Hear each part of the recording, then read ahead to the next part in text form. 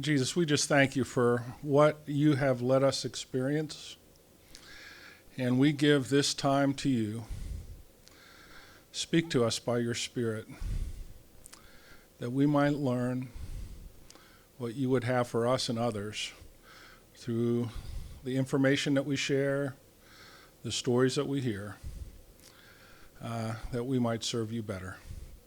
We pray in your precious name. Amen. Well, I am Bob Zilhaver, and I serve as a clergy person in Western Pennsylvania, and for years I was in the local church, and now currently serving as the Connellsville District Superintendent. And I am also have a background with associates in advocacy, and I've been involved in cases that have dealt with sexual harassment, sexual misconduct, but also many other different types of cases in consulting, and probably over 100 now in about 18 annual conferences, last time I did a count. And I'm very excited to be working with Becky Williams, who you've seen on this stage. I wish I had, these introductions are so good, but she is wonderful, as you know, and is just is the person who picks up the phone on the hotline. She is the one person in our whole church that does that. She is amazing. So the fact that I get to be doing a workshop with her is a real blessing. And so what I think the team has asked us to do is talk about how do you recruit people to walk with people, and what is it you're looking for, because this is a difficult task. And as we were trying to put this together, this is a difficult task, but it is a wonderful opportunity. So let's see if I'm doing this right. I broke it already. Let's see. Okay.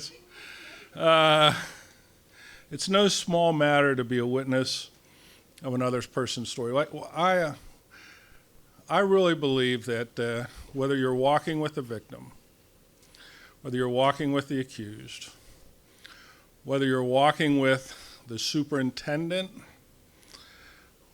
who is the oftentimes the pinch point that has to be the face of the faceless institution, you are trying to bring into sometimes a cold process to remember that every person that is involved has been created in the image of God.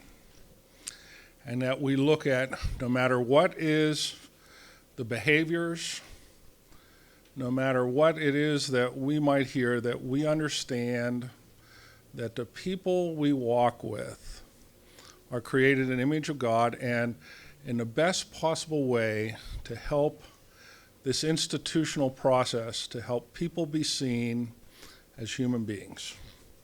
Flawed, sinful, not as perfect as our hope of glory is, but somehow to bring that into humanity, to that process. And so I always think about, when I am walking with somebody, that I am the keeper of that person's sacred story.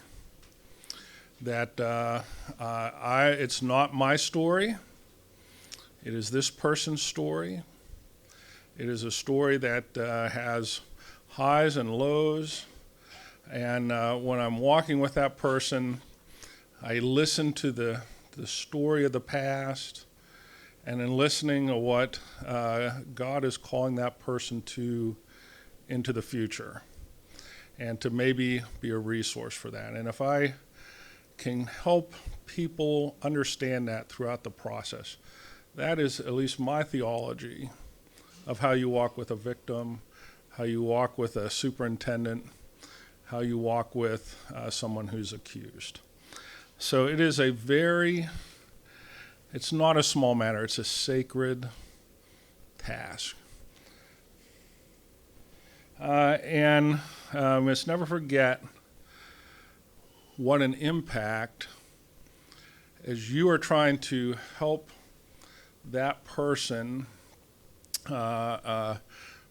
be seen in the process as a human being, how that helps them begin to see their flaws, their hurts, their wounds, the burden that they have to carry, whatever that might be, as a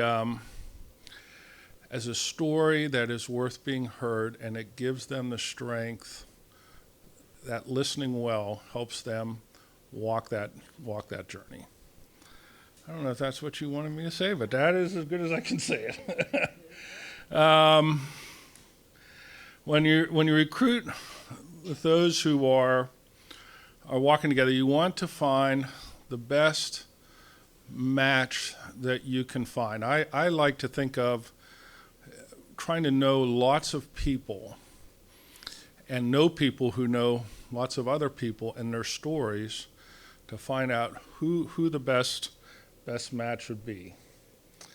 And because without counsel, plans go wrong, but with many advisors, you can succeed. And to know everybody, it's very difficult to know everybody's story in an annual conference, but if you can have a network of people who you know the things that they have struggled with, and you know the people that can be of integrity, that it will be very helpful.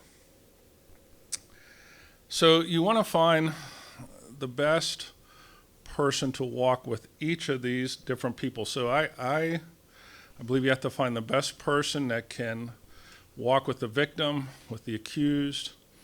But one of the things that I've been really trying to lift up in my conference is that oftentimes the district superintendent will be the adjudicator in the initial investigation. And it is very important for the district superintendent or whoever is doing that to have somebody to walk and listen with them as well. So if you have somebody who is a male superintendent, it is good to have somebody who walks with them who is a female,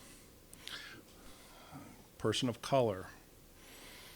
If there's any differences, you want to try to have with that superintendent somebody to walk and help them hear that story as well. And I think that's also for others that are going through a church. We have response teams and those things, but you want to look with people who can walk with integrity and share those stories with them. I'm an old guy who grew up at church camp, and we used to have the Good News Bible. I don't know if you remember those things. Bear one another's burdens, and that way you will fulfill the law of Christ. And the image, they did stick figures. Remember the stick figures? And so they would have this line of people with stick figures, and they'd be all carrying their rucksacks. Maybe you guys remember this picture. And the people behind them would have one hand out. They'd have one hand holding their rucksack, and the other one was lifting up the that was in front of them. And that is really, everyone is carrying their own burden, but there's this sense that you're helping everybody else along the way. So there's a couple characteristics I like to put in categories when you're recruiting and you're thinking about people, and that is be, know, and do. I'm not really good with all this. I'll just give it all out here at once. So be, know, and do. So being is who is the person in their being that you're talking with. What is their character? What is it that they're like? There's things that are who they are that you have to look at for whoever is you're recruiting to walk with whom. There's a knowledge base. What do they know? They know how to do it. Do they know what to do, and do they know what not to do? Because there's a knowledge that's part of that. And then you want to find somebody, because this is sometimes a journey that is not like a 2-week Bible study. This is a longer journey. Do they follow through? Do they know what not to follow through on, and to keep those boundaries to say, this is my rucksack, this is your rucksack, I can help you carry it, but it's still yours to make those decisions, whatever those would be, whatever your role would be. So I think those are three really good categories when you're thinking about people that you know to network with. Think about who they are, what they know, and do they follow through? Do they do that? So when I'm thinking about being, I think about John 15:5. I'm the vine and you are the branches. Those who abide in me and I in them bear much fruit, because apart from me you can do nothing. So at the very core, this person has to be rooted in Christ in such a way that you can be Christ to that person, and that you are willing to look at people with kind of the eyes of God, but also be spiritually grounded enough to know that you're not God. I like to, that perichoresis, where the Trinity, the Father is the Son, is the Spirit, is not the Son, is not the Spirit. You are Christ to that person, and as my wife always tells me, you are not God. And so to know those things, that you carry that that you're part of that divine dance that God is doing eternally in this work, you're part of that dance where you are and you are not. And so you have to have empathy and compassion. You need people that will be confidential and will be willing to hold things, because you are holding things that are sometimes very difficult to hold.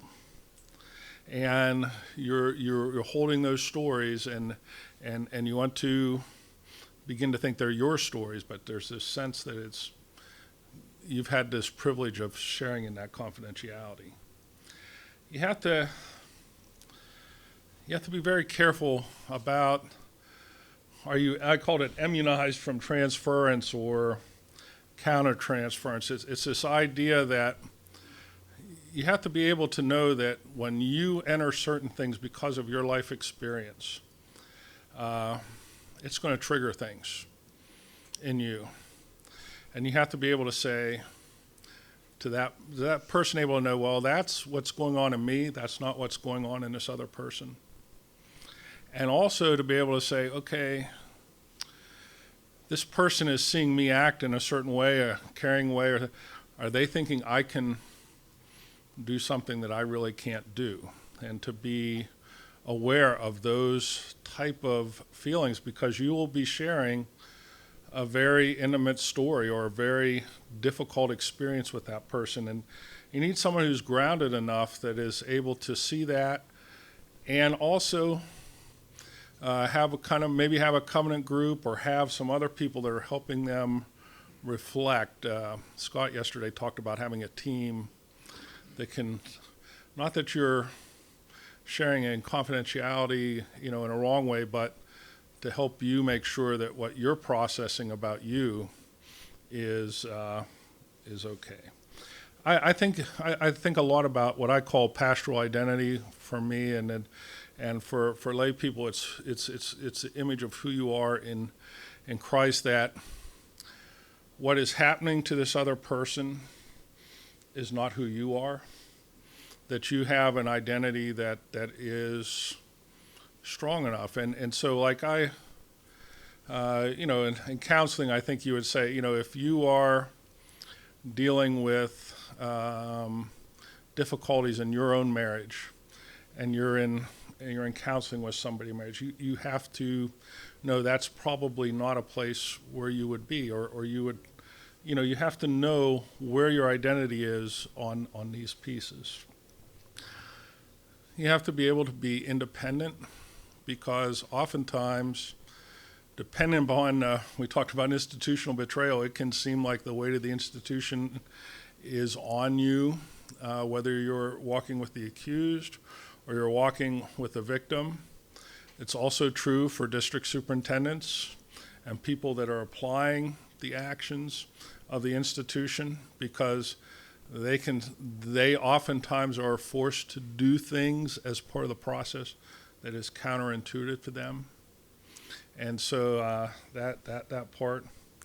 And I think it's very important that you think about gender, race, age, ethnic group. What are these immutable attributes of who we are created as people? How can you broaden that network to know people's stories so that when somebody is dealing with an issue, you can help overcome and bridge those. Proverbs 10:14 says, "The wise lay up knowledge, but the babbling of fools brings ruin near." Sometimes you can have wonderful people that know nothing, and they will go into. I'm thinking of mostly from walking with the accused. The first meeting, if they bring someone, it'll be a friend who says, "Well, you need to sign that, or they're really going to be mad at you," or something like that. They don't know the process, and it's important to understand the process from the point of view of who you're walking with, because just like in the skit that we did, the person that was doing the complaint wasn't the person who was probably the most vulnerable and who the institution would forget in that process. Because in that complaint process, Sally didn't even have to be in the room. And that could be a very, very true part for that. But also not just knowing the disciplinary process, but know the resources in your community. I talked about the different tracks. You'll be talking about when you're walking with somebody with the accused, especially if it's going to involuntary leave of absence, how they will be able to get money to live on, how they can talk with some people have to go and tap into their pensions because they will have no home, or there will be there's no unemployment, there's nothing, you're just out. I think to know the conference resources that are available, a lot of conferences have free counseling for employees.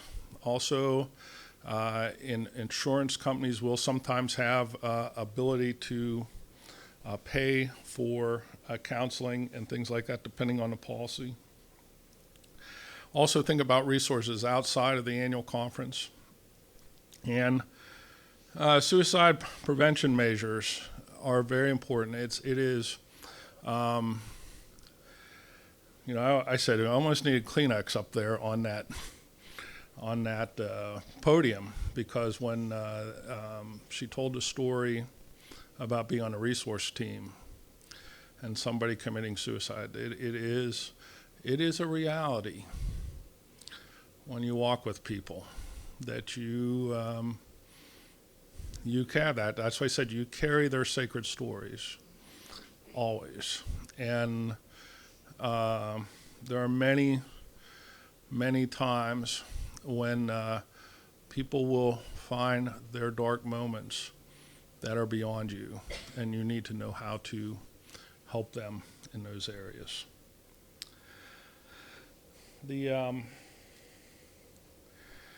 All must carry their own loads, so can we do what we need to do and not do what we should not do? Can we listen? And we're going to, at the end of this, we're going to practice that, because that is such a key point. Can you share the process with people? Because it's like a maze. No, I'm hurting. What am I to do? And I mean that from all three perspectives that I talked about, whether you're talking about the DS, whether you're talking about the victim, whether you're talking about the accused. Most of the time is we don't know the process and we don't know what to do. And can you help share the process or talk through the process? And I think it's important that you share options, but you don't make decisions. And one of the things is I think about it as, what is the next chapter? Well, here are the options at this point in the story. What is it that you see? And here are the options, and these are the consequences within the processes. Can you share that? Listen to the person, process that, and offer that for them to, but it's their decision. It's their load to carry, and not make that decision for them. And then help them follow through on their process and other decisions, because what oftentimes is, whether you're dealing with a victim or you're dealing with an accused or even a superintendent, like, they want to do something. You've given them an option to do that, but it's like throwing my car keys to my kid before they could drive. Well, you can drive to school, except that you don't know how to drive. A lot of times people would want to make that decision, but then you have to help them follow through to teach them and help them do that. And you have to be careful not to do the pitfalls, to set those boundaries so that they would be in place. So Psalm 82, rescue the weak and the needy, deliver them from the hand of the wicked. They have neither knowledge nor understanding. They walk around in darkness. All the foundations of the earth are shaken.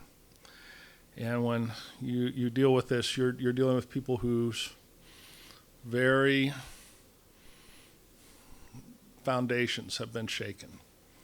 And so we already talked a little bit about transference and countertransference. Don't ignore warning signs. So I mean, just here is the confession. I've worked on fair process rights for 25 years. And the temptation that I always am at is, I know when I'm walking through with somebody that if I was them, they could do this fair process thing, and it would move the thing of fair process forward. And so I have, the cause of fair process in the church forward. And I have to say, no, wait. The red flag, when I start thinking that, and I have to say no. I have a friend that I talk to when I'm doing this, and he says, well, he always asks me, what is it that you want out of this? and he'll always press that, and he'll tell me that, hey, you got a red flag storm, right? You want this person to do your cause. You don't want what's best for that person. And we all have those causes. And if you have a friend that knows those causes, they help you see the storm flags. And then there can be a lot of rationalization of behaviors and things that happen, and I'm very good at rationalizing what I want to do. And so you need that person that can speak the truth and love to you, and it can't be the person that you're walking with. And the other thing is the question of toxic secrecy. And you have to, I'm not talking about confidentiality, but the idea of toxic secrecy that if you're sharing things and you're pouring your secrets into that person, that is not good. That is not good. Certainly, there is going to be sharing of experiences. You get to know one another, but those type of toxic secrecy is dangerous. So Proverbs 11:2, when pride comes, then comes disgrace, but wisdom comes with the humble. And one of the biggest pitfalls is the failure to refer. As you walk with somebody, you can begin to think, okay, I'm your Savior. I'm going to help you with everything. The accused, I'm going to help you figure out how to do your credit cards because you're not going to have any money. I'm going to get you housing. I'm going to handle all your appointments. Those are all bad things. You need to refer, whether it's counseling, support groups, suicide, local mental health center, attorney if you're dealing with, when I was listening to that skit, I'm saying, we call it a PFA in Pennsylvania. You need a protection order. Like if you're feeling nervous, you need to go to the police and get your safety taken care of. I can't do that. Financial planning, because certainly when you're walking with somebody who's accused, there's a great loss of that. And there's also a loss for people that are losing their church or their family situation is deteriorating because of this. There's going to be financial stress there. And then vocational guidance. When you're on leave of absence, you have to get a job. You gotta deal with all the church things, and you've got to go get a job, and then still get off work to go to the church hearings. So you need to be aware of those sort of things. I probably hit on this a little bit before because it does blend in my mind. Proverbs 10:16, the wages of the righteous leads to life, the gain of the wicked is sin. And so you always have to be looking at your motivation. Are you trying to be the Savior, or are you working for the Savior? Are you looking for relationships as you walk with people? Is it voyeurism? Is this like fascinating? Are you walking alongside people so you can kind of peer in to see what that's like? You want to be affirmed. You want somebody who is, because many times you're the only person that person is talking to. Are you doing it for your desire for affirmation, your desire for control, so that you can make the decisions for somebody else's life? And are you doing that are you fixing that to fix yourself? Those are things that you have to be aware of and have people that are willing to be aware of that. Before we get to the listening exercise, we probably ought to, I was just wondering if you had any questions or anything at this point. I was wondering if you could speak a little bit more to the issue of walking beside district superintendents, because it's been my experience that they usually circle the wagons and Mm-hmm. they don't mean harm, but I think they've just been trained you can't talk to that person because it's going to be that person's DS at some point. Mm-hmm. So I just wondered if you could maybe flesh that out a little bit. Okay, the question was, can I flesh out a little bit more what it means to walk beside a district superintendent? So I'll share an experience that got a call. I was not a district superintendent at that time, so I'm just the guy that gets called. And there was an incident in a church, and it was before a formal complaint was happening. And so I knew there was a woman pastor who had a lot of integrity that I talked with, and she walked with the alleged victim. I had another guy that had actually followed me in one of my churches whose wife had tried to kill him by poisoning him, walk with the accused. And the district superintendent was a male, and so there was a retired woman pastor who had been serving on the board of ordained ministry who walked with him. And so as they would hear, I suggested that they would hear the stories and they would write those back and forth, and that together the district superintendent and this pastor could discern how the stories were being heard, and is there a way to come to a just resolution. And so as that unfolded over the next 2 months, because they had people that kind of could help listen and translate for everybody's story, they were able to come to a just resolution, and everybody was, I don't want to say happy, that's probably not the right word, but they were, as that 362 says, there was as much healing that could take place in that moment. And then the person walking with the district superintendent could help with the, we don't have the teams that go in. So what happens is we have to, that generally falls on the superintendent to find people to go in and talk with the congregation, to listen to those stories as well, and that person could walk with the superintendent at that point. So it's different in every case. But what happens is you have to begin to kind of keep a bank of stories, whether it's in people or, you'd say a database, but most of the time it's other people that have been around a while that know people's stories that can help match those up.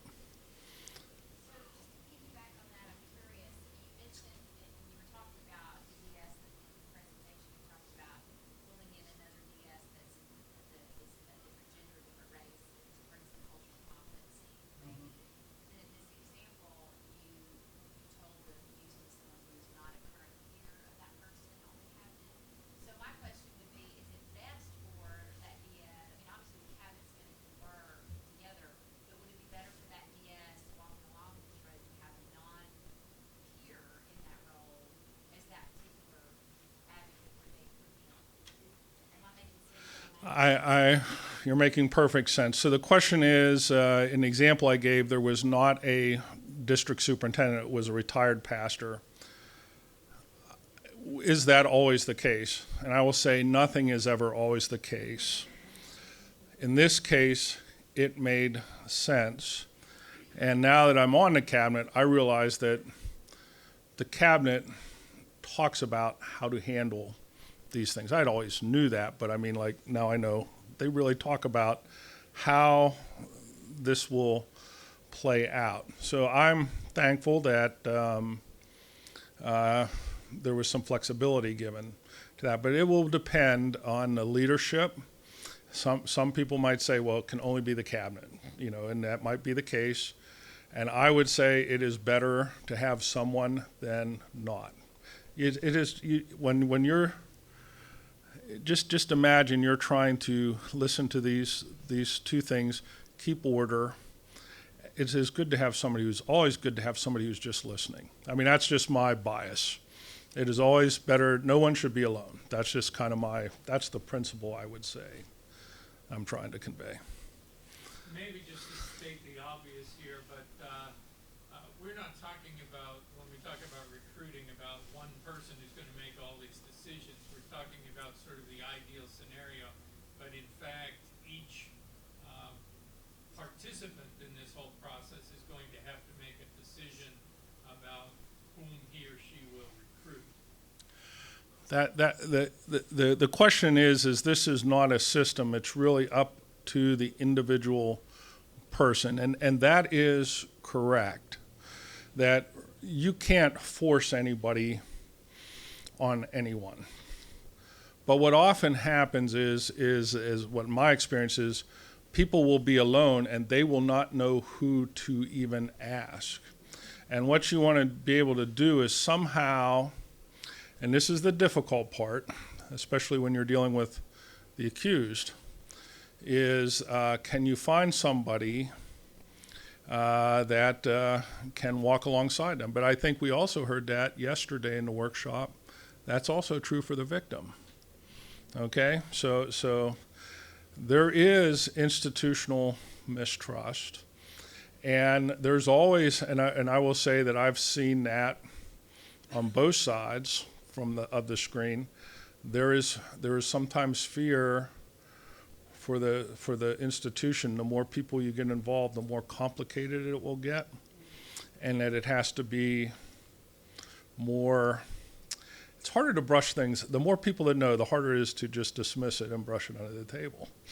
And so, it holds the leadership accountable.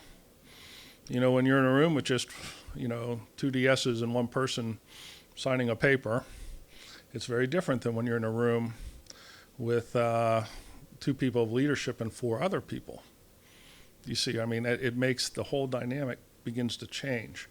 But ultimately, it is as you heard yesterday from Jana's position of walking with the victim, you offer it, but it's the victim's choice. It's also the same with the accused. You can offer it. I've been walking with somebody. They asked me to do something. I did it. They fired me. And that's part of it. And you're thinking, and then bad things happen to this person. You're like, why did you? And the answer is because it's their story. You carry it, but it's their story. And that's also true for, you know, late at night, maybe sometimes at cabinet meetings, the DS might say, I wish I would have done something differently. I would never tell that. We would never say that, but maybe that would happen publicly. Any other questions before we go on? Yes. If you've gone through the process of trial and the accused has been found not guilty, what recourse do they have as far as the church is concerned to put on involuntary leave? So the question is, what happens if you go through a process or a trial, you're found not guilty? Do you have any other recourse? I can probably speak to this from a non-trial. A lot of times I work with administrative process, so this had nothing to do with sexual misconduct. But I worked with a person, it went through to the Judicial Counsel. The Judicial Counsel remanded it back because it was not done correctly.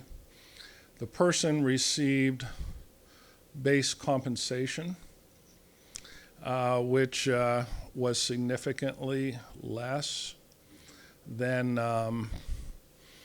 their current appointment. They were then given an appointment far away.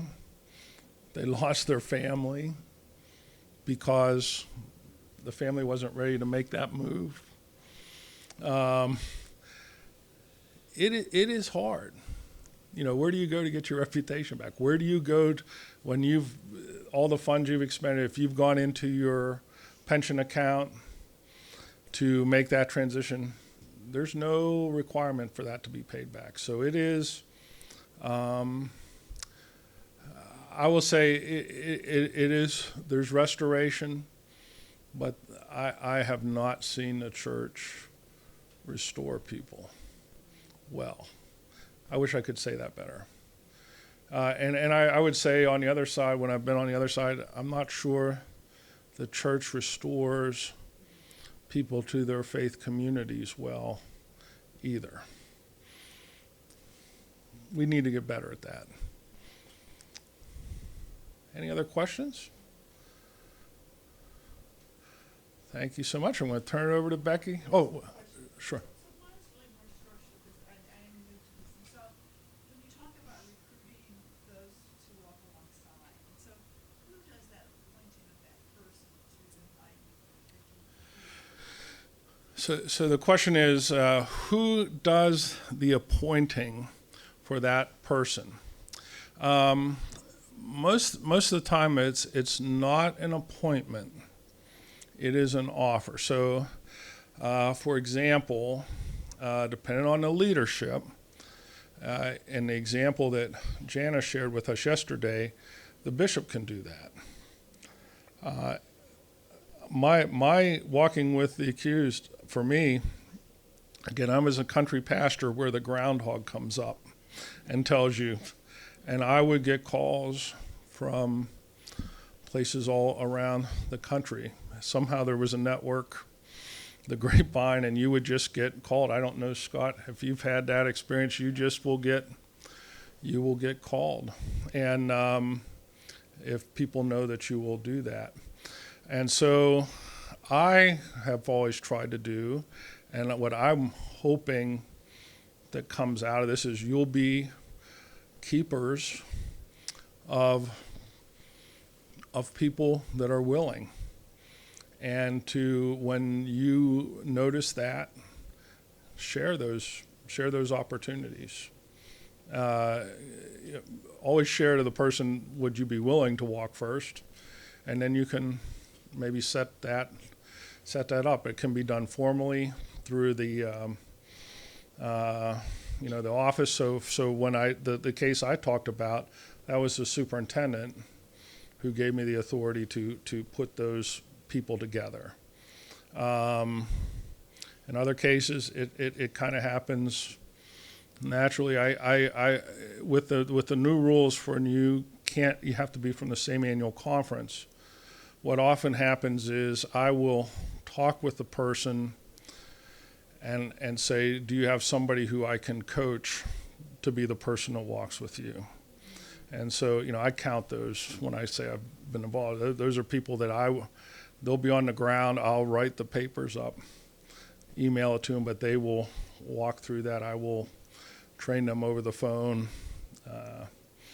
working that way.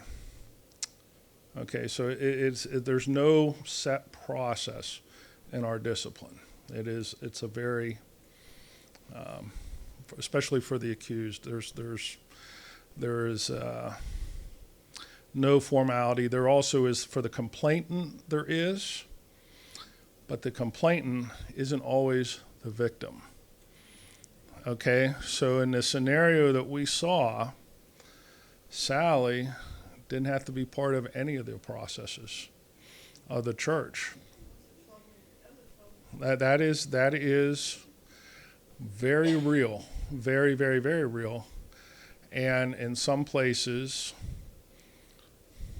what Episcopal leadership will do is they will have the district superintendent write the complaint. So the complainant is the district superintendent who becomes the person that negotiates for the church and outside of the, and the victim is not part of that except that. And that's our process. It is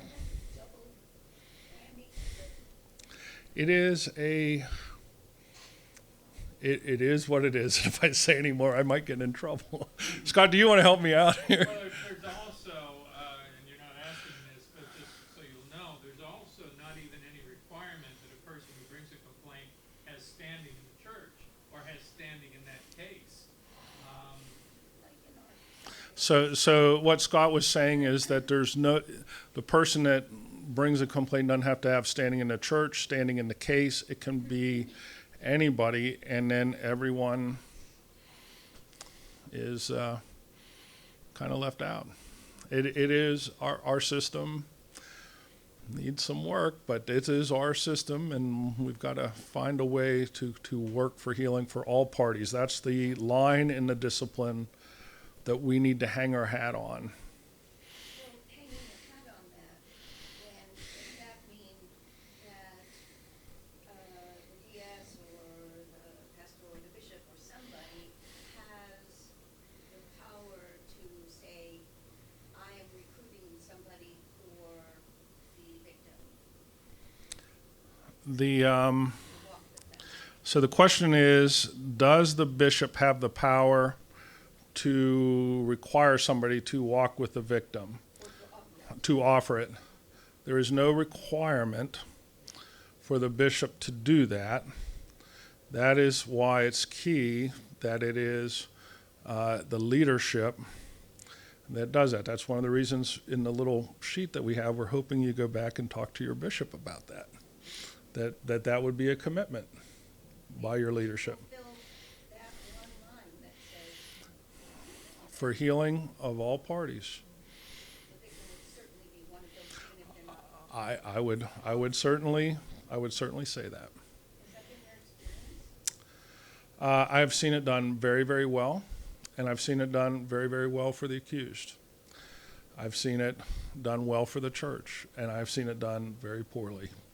So it is situational.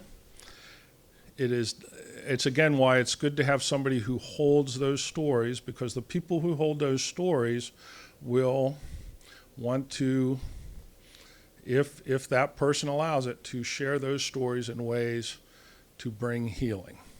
And that's the key, is you're keeping the stories and telling them. We talked about that downstairs.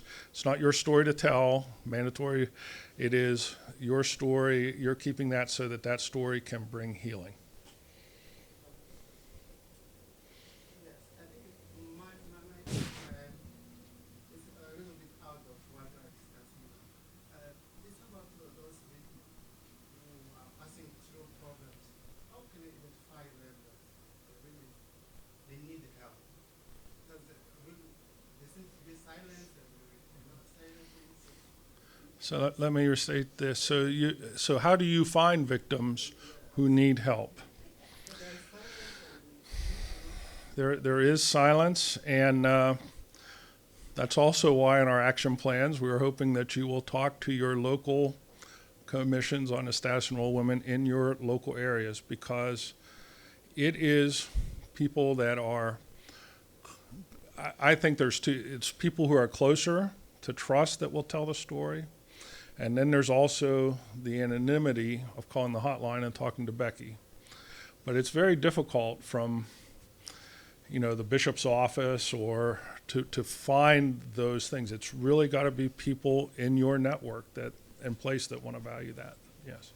When you speak about the support for victims and the accused, Okay, the question is, who can be support persons for the victims and the accused?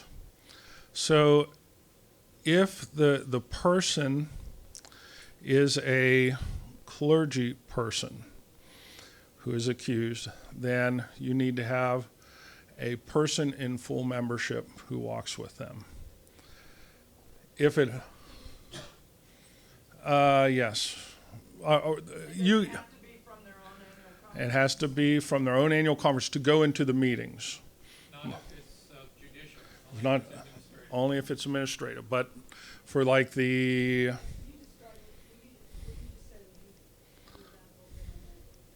Yeah, administrative has to do with effectiveness in office, basically. Judicial has to do with whether they have violated one of the chargeable offenses that are listed in the discipline. so is there, Judicial, it does have to be within the annual. No, no, other way around. Administrative, it has to be within their annual conference. Judicial, it can be outside. So let me say this again here in the microphone before I forget. So the judicial process, it can be outside. For administrative process, it must be inside the annual conference. And almost always, if there is a suspension, you'll go to an involuntary leave while the complaint is adjudicated. And so you will need somebody inside for that part, because there's that two-track. Remember, the judicial track and administrative track that takes place there. Lay people can have either, I believe, at that point. How, in general, how long from somebody bringing charges through trial, how long the process can it be? The question is, how long can the process be? I think it can be, it's supposed to be done in a timely manner, but that is not always the case. You're going to have to help me here, Scott. This is more your area, but generally you're tied up at least a year on a fast one. And a long one, I know one that is I think they're in their third year. I'm thinking that, there's at least one I know that's still is 3 years. So it can be long. I had lunch with the insurance person. They said they just adjudicated a claim from 1998. So just know that these are long, you're dealing sometimes with things that didn't happen right away, and collecting of evidence and the process, and the committees that meet aren't always professional. They have to learn what they're supposed to do. And one of the loopholes in the book of discipline is that there's no time limit placed on a counsel for the church once they receive their commission from the bishop to investigate a case. I have a case that's now into its 5th year that nothing has ever happened on, that has been given to the counsel for the church. It's been one of the ways in which bishops have occasionally sought to avoid bringing charges against somebody who performed a same-gender wedding, for example. They give it to the counsel for the counsel for the church sits on it, and it's in limbo indefinitely. So let me just say that for the microphone, that there's no time limit for the council of the church. So once the bishop refers it to the council of the church, it can be in limbo for a long period of time. And Scott shared about one case that it's 5 years in the making, in the back here. You're going to tell. She's going to tell me when I have to switch. I'm looking over here. In terms of an overarching discussion around conflict of interest, we were kind of skirting around earlier. Dr. Campbell mentioned earlier about supervisory material is not to be brought forward into judicial proceedings, but that judicial counsel has reversed that and it's gone back and forth. How does that relate to bishop?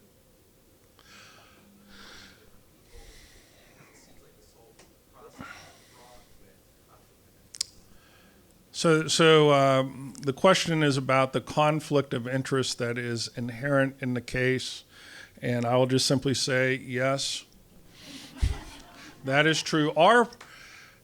This is my argument: it is the church's process. It is to produce the outcome that is best for the church. Ideally, what we hold as values in the church is that there's healing for all parties and as much as possible. Not everything that happens on this earth can be healed on this earth. That's why I can be a pastor and talk about heaven, because there are situations you're in that the hope is not for this earth. The hope is beyond this earth, but there is still hope for abundant life. I've come that you might have life and have it abundantly. There is still that hope here. So it is the church's process, and it can be very difficult for victims who the DS becomes a complainant. It can be very difficult for the accused who may never get their advocate to be with them or know what it is, the papers that they're signing, or having anybody with them to know what they're signing. That's just our reality, but we keep moving on to perfection. And my goal is always that line: healing for all parties. We have talked a lot about accompanying people who are in part of a conflict of judicial conflict or administrative. What about those people who call the hotline or call or talk to their DS about a situation, but they don't want to follow process? They don't want to file a complaint, but they still are feeling like the church has failed them. We heard about institutional failure today. Is there a place where we as a church have formed a place where people can come and talk to the church without having to go through a complaint process? This is a perfect time for me to hand this over to Becky and sit down and be available for questions afterwards. The question is But she is going to talk about the hotline. I would talk about the church. There is always pastoral care. And I knew as a pastor, as I call it a medium-sized church before I went into superintendency. We got about 275 on a Sunday. And I knew I could not care for everybody. And that people would come to me and share things. And it's through that referral process that you can find people to walk through discipleship. It doesn't have to be a complaint to provide pastoral care, which is part of walking alongside of somebody. And if you are training people in your local churches, if you are talking about discipleship as you know people's stories, you can help match them up. That's what I thought my job as a pastor to do, is not to be the savior, but match them up with somebody they could walk with and come and greet every Sunday and just have the joy of the Lord of seeing them there. Now, when they call the hotline, Becky will tell you that, and I will sit down.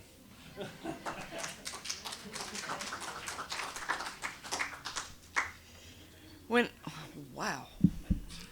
I get to be in the room with Scott and Bob, I just feel like I'm the lucky one to get to sit at your feet and learn from you. They have profound experience within the life of the church. And I would go on record as saying these two men probably understand the nature, the process of how the church responds administratively and judicially better than anybody in the United Methodist Church. And I don't hesitate saying that. So to have them both here is amazing. I was very sad Bob got appointed DS and moved, because I literally would text him on Groundhog Day every morning, every Groundhog Day morning at 6 o'clock, and go, well, what's the verdict? Yeah.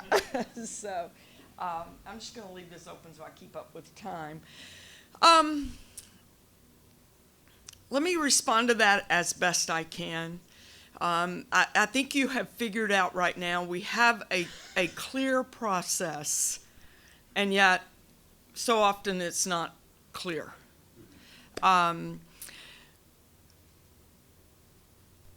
would like to believe that in every annual conference, if a person is experiencing something that is causing them to feel very uncomfortable, perhaps even unsafe, that they would know that the church wants to hear about that.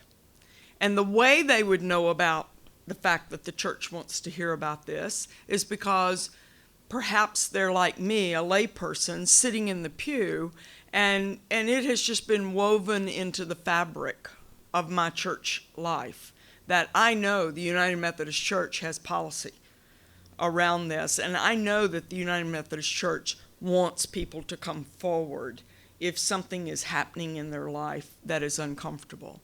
I would want to believe that people know that we want people to come forward to talk about a concern, I think is what I'm hearing you say, because our Council of Bishops issued a statement in January of this year, and I don't know how many of you have read it from your pulpit or how many of you have heard it read from your pulpit, but if it hasn't been read, it needs to be read. Put it on your action statement of what you will go home and do that says we want people to bring this information to us. And I'll just be honest with you.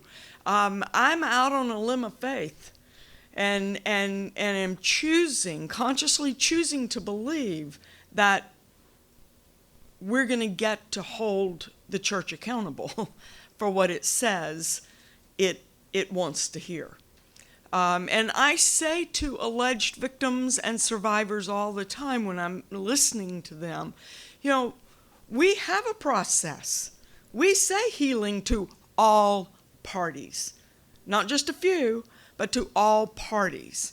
That whomever has been affected in the aftermath of this trauma, we will provide healing for. So hold us accountable. Make us do that. We say we will do that. I have a question for so I didn't even answer that, but so yes, a person can go to a district superintendent if it's someone within their local church that the issue is with. They can go make an appointment with their district superintendent, sit down and talk, and say, I'm not ready to file a formal complaint. But I want this to be addressed. I've listened to many stories where clergy people as well as lay people have done that. I've listened to stories where clergy people have gone to their bishops and said, I don't want to file a formal complaint, but I do want to submit this letter of concern to you. And I am prepared to enter into a process of how we can address this and resolve this so that no complaint has to be filed. But I will be honest with you, as I think Bob and Scott and Jenna and Crystal, everybody has been probably in this room, oftentimes that really comes down to the leadership. And who's steering the boat? Who's driving the boat? And I got involved in this work in 2005 because a bishop said, we're going to respond to this well all the time. And so we've got to have resources in place. And so that's the way it happened, but that's just not always the case. But as far as, is there a formal process laid out? I'm not aware that there is one. I always encourage people when they contact me, as I'm just brainstorming about, well, let's just take some deep breaths here and think about what some possible next steps might be. One of those next steps might be, how comfortable are you picking up the phone and asking for an appointment to sit down with the district superintendent and talk about what you have experienced? How comfortable are you sitting down with staff parish and talking about what you have experienced? And oftentimes the answer to that is, I'm not comfortable with that. So, yes. What happens if somebody does that? Mm-hmm. Comes to their DS with their concern, says, I don't want to file a formal complaint, but the DS, because it was stated earlier, The DS can file take it a upon formal themselves to file, can do it Right. anyway. What happens then? If someone has said, I don't want this, but then the DS does it anyway, or maybe they take somebody does it anyway, is there something for that person who was not informed that, I'm not going to listen to you, or is there something? Well, as Bob said, I'm one person for the denomination worldwide. And so in a perfect world, every annual conference would have a me that you would contact. But as the Biden quote that Jennifer left us with, I'll show you where your priorities are when you show me what your budget is. And so we don't require response teams. And that legislation is fought all the time. Why? Because annual conferences don't want to cough up the money to support, to make it a line item in a budget, that we are going to have people who are going to do response teams, because the majority of your response teams are 100% lay people. And not lay people, volunteer people, people volunteering their time.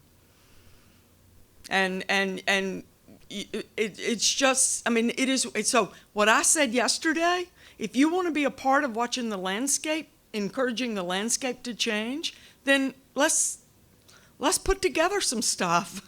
Let's sit down, all of us at the table, and talk about what does need to be different. And I know we can't legislate everything, but we can. I think we can do. I think, as I said this morning, we have to do better. We have to do better. There has to be more consistency in this. So, I think most DSs are open to hearing these stories. I think most DSs would probably honor if a person came forward and said, I'm not ready to file a formal complaint.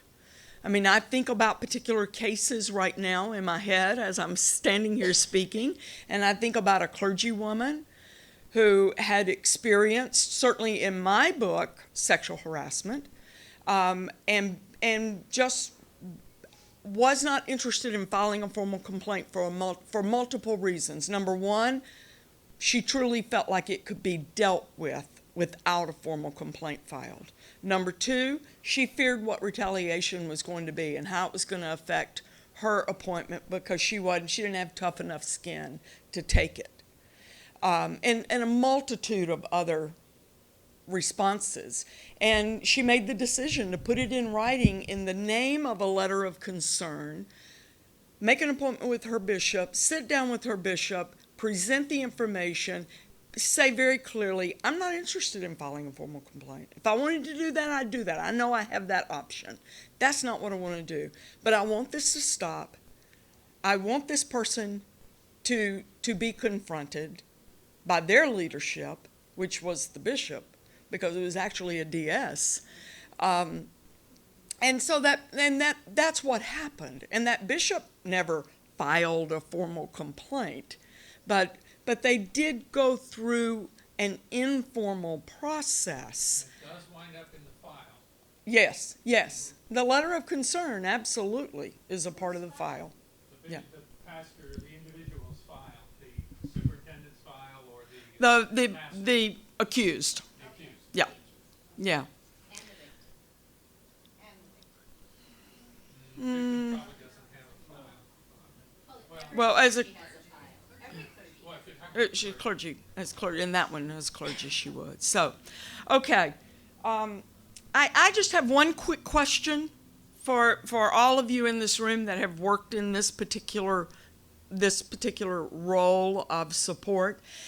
Is it your recommendation that the bishop be the one to offer the support person to the accused and the victim? I think the higher you could go in the authority chain, the more impact you can have.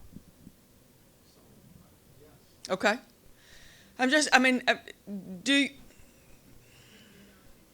He said yes. Yes. He felt like if the high leadership would do that, that would be good. Yes. I'm just simply asking that out of curiosity. I would say no. Okay. And so, okay. I would say no because the victim sees the church as the problem at that point. And they don't want advice from the church. They want somebody that they think will understand what they're going through. So your response team chair or somebody that could be part of the administration or part of the church would be better off assigning or recommending than bishops. Okay. Yes, friend. I can't hear you. Like there could be multiple ways that a person could find an advocate. And I do agree that when the bishop does it, the bishop represents the church, the bishop represents the authority, the organization. Right. But that there are ways that people can do their inquiry that are a lot less threatening and a lot less formal. And that could be through the response team or a hotline number or a number that people call. Okay. Be multiple ways. Okay. Yes. I experienced the church at times like the military, a community unto itself. Mm-hmm. And I'm wondering in terms of this kind of connection, how the laity can get involved in that process. Mm-hmm. Because that's another resource that the church really has available and that we don't really utilize that well. Mm-hmm. And so when you return home, my hope is that those of you sitting in this room will prioritize your annual conference, having a training that will train people to be these people to walk alongside the parties named in a complaint. And that is certainly laity. That is certainly clergy. This is a golden opportunity to get laity involved in this. A golden opportunity to get laity involved in this. So, I just asked that question because I'm not sure what the right answer is on that. For the alleged victim, I think I say to them exactly what you guys say to the accused. Don't begin this process without someone walking alongside you. And sometimes they don't have a clue who that can be. So I would like for annual conferences to have a pool of people. This was a track I was adamant that we have at this conference because this is a weak link in our system right now. Okay, one more question real quickly, and then I'm gonna run out of time again. Yeah, somebody, whomever. When is the next training for those that are going to walk along with accused victims and perpetrators? The next training is going to be what you do in Memphis. No, I'm going to say, I'm not qualified in Memphis to train somebody to walk with, so that's why I'm asking, how do we get these, where are these people, who are these people? Are they the Bobs of the world? Is that the only person? Are you the only one in the whole world that can do this? No, there's 6 of us. Oh, well. So are they regularly offered, I guess, are the regularly offered trainings that would be? To my knowledge, they've never been offered.